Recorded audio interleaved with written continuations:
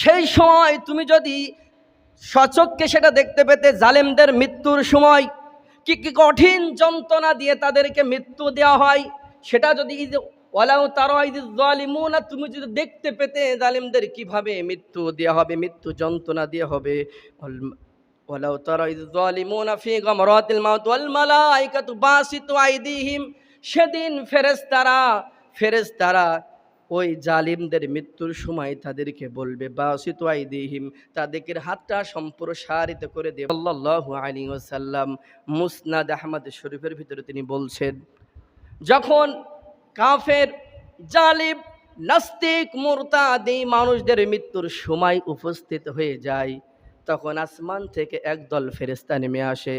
আসমান থেকে একদল ফেরেশতা নেমে আসে, তাদের চেহারাগুলো নিকশ কালো। আর ওই মৃত্যু, কাফের, নাস্তিক, জালিমের মৃত্যুর পাশে, মাথার পাশে তারা সারিবদ্ধ হয়ে বসে যায়। ওই ব্যক্তির চোখের দৃষ্টি যত দূর পর্যন্ত যায়, তত দূর পর্যন্ত তারা বসে যায় লাইন দিয়ে। এর ভিতরে মালাকুল মাউত চলে আসলো।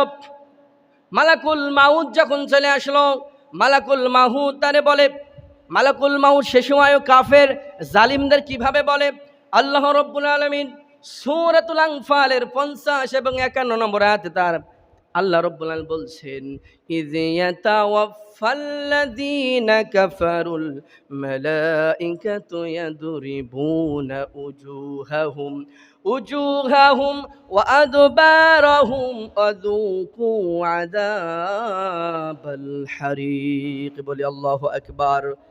কাফেরদের মৃত্যুর সময় ফেরেশতারা বলবে, ইয ইয়াতাওয়াফাল্লাযীনা কাফারুল মালাইকাতু ইয়াদরিবুনা উজুহাহুম, সে সময় কাফেরদেরকে ফেরেশতারা তাদের মুখে আর পিঠে আঘাত করবে, আর তাদের প্রাণটা, রুহটা বের করে নেবে।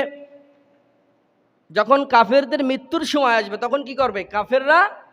ফেরেশতারা কাফেরদের মুখে, উজুহাহুম আদবারাহুম, তাদের মুখে আর পিঠে আঘাত করবে। এই আয়াতটা যদিও বদর যুদ্ধের সময় নাজিল হয়েছে, বদর যুদ্ধে আল্লাহ রাব্বুল আলামিন স্বয়ং আসমান থেকে ফেরেশতা নাজিল করে রাসূল করিম সাল্লাল্লাহু আলাইহি সাল্লামকে সাহায্য করেছিলেন। ফেরেশতারা ওই কাফেরদেরকে, আবু জেল গোষ্ঠীকে মুখে আর পিঠে আঘাত করেছিল, করে করে সবাইকে জাহান্নামে পাঠিয়ে দিয়েছে। এই আয়াতটা সেই সময় নাজিল। তা আল্লাহ বলছে, যখন কাফেরদের মৃত্যু হবে, তখন ফেরেশতারা তাদের মুখে পিঠে আঘাত করবে, ওয়াযুকু আযাবাল হারিক, আর বলবে তোমরা সেই জাহান্নামের আগুনে প্রবেশ করো, যে জাহান্নাম তোমাদের জন্য তৈরি করে রাখা হয়েছে।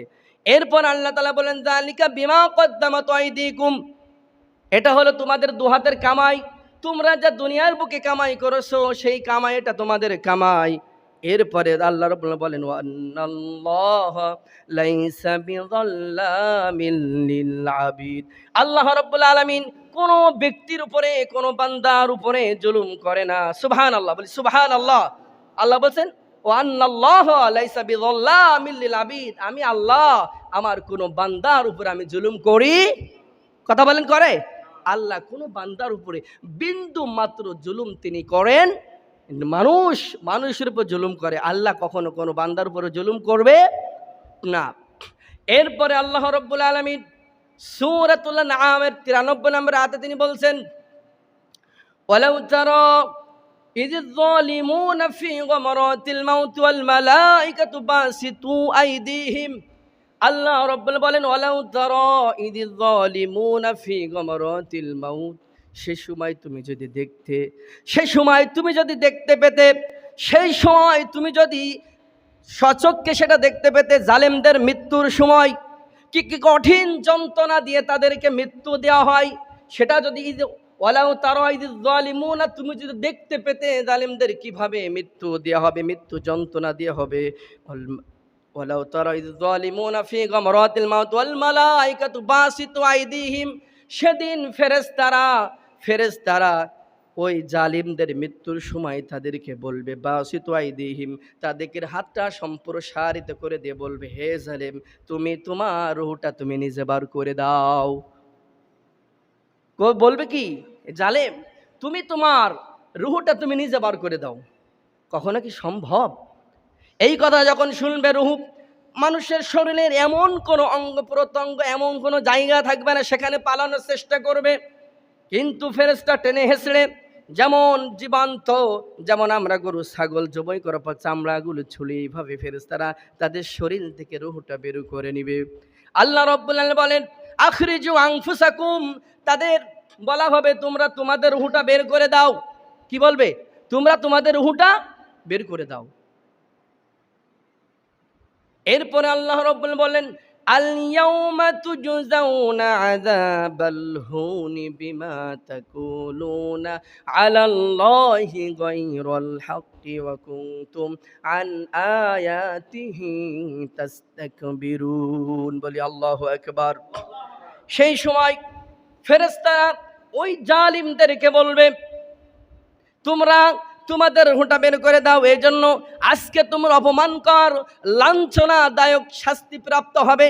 কারণ হলো তোমরা আল্লাহ তাআলার ব্যাপারে অন্যায় কথা বলতে, বাজে মন্তব্য করতে, কুনতুম আন আয়াতি তাস্তাকবিরুন, আর আল্লাহর আয়াত যখন তোমাদের কাছে দেয়া হতো তখন আয়াতের ব্যাপারে তোমরা অবজ্ঞার অহংকার প্রকাশ করতে। কি বলতো? এক শ্রেণীর মানুষ আছে আল্লাহর কোরআন দিয়ে যখন তাকে সঠিক পথে নিয়ে আসার চেষ্টা করবেন, গুনাহ থেকে দূরে রাখার চেষ্টা করবেন, কি মনে করে? মনে হয় যে ও আমার বন্ধু না, ও আমার শত্রু।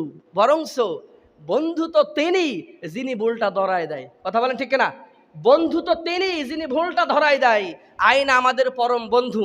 তার কারণ আমরা যখন আয়নার সামনে নিই তখন আমরা কোথাও গেলে অবশ্যই আয়নার সামনে যাই, মুখে কোনো ময়লা কোনো কিছু আছে কিনা দেখি, ঠিক কিনা বলেন? আর যখন একজন আপনার ভুলটা ধরায় দেয়, সে আপনার শত্রু নয়, সে আপনার বন্ধু।